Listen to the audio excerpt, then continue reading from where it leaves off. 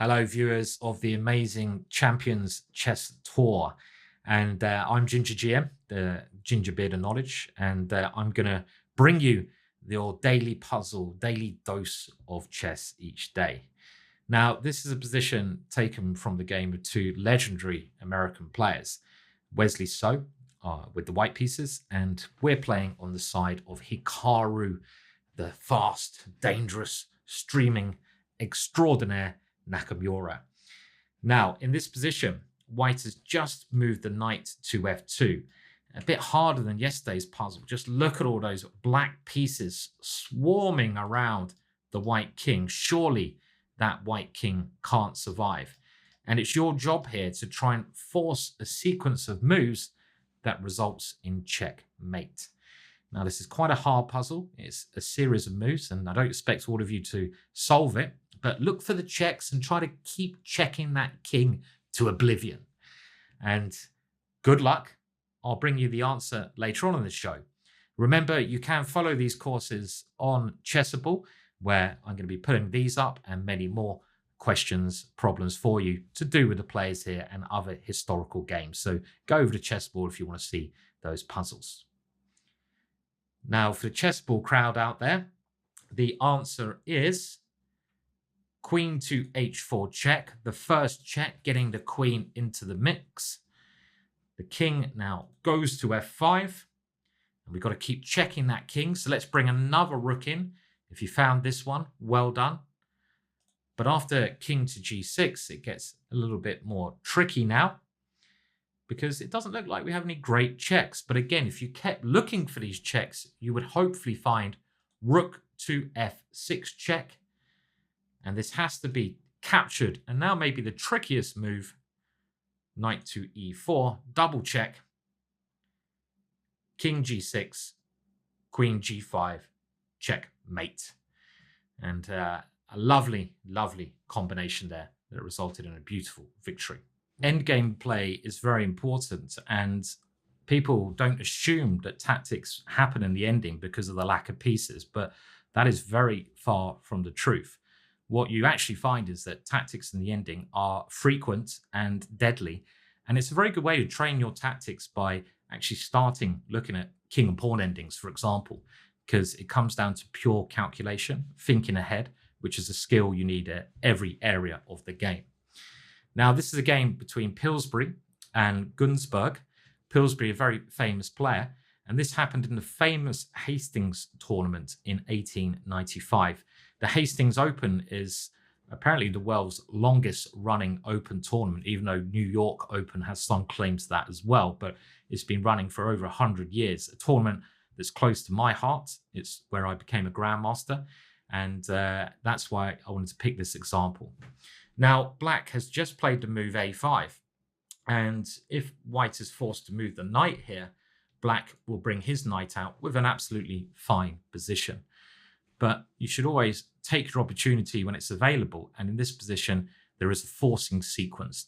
The first move may be easy to see, but can you see how the game should develop after the first natural move? Have a little go now. Well, c6 is the right way to play. Rather than retreat, let's try the queen. And if that pawn gets to c7, let's say here, it's going to queen on one of these two squares. So black has to move the king to d6. And now we have pawn takes f6 and e6. And this is the very important follow-up move. And these two pawns are actually unstoppable. For example, if you take the knight, I go e7, and I'm diverting the king away from the c pawn. The e pawn will queen unless you take it, and then I play c7. And Günzburg tried knight takes c6 in the game, but now we had knight takes c6, king takes, and the next move is the fantastic follow-up. And really, I'm hoping, as some of these puzzles, they vary in strength, that you can envision this position and you saw the next move. Without seeing the next move, you shouldn't be playing the first move.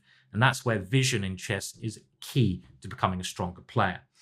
And here, e4 is the key move. And this is fantastic, as after pawn takes, we go d5 check, and these two pawns will triumph. The problem black has is he can never take this one because the e pawn is now out of the king's control. And if the king comes to stop this pawn, white can simply go king e3 and use his king as he wishes. And there's nothing that black can do. At some point, black will have to move these pawns and the king will take them as well. So a lovely little combination in the ending there.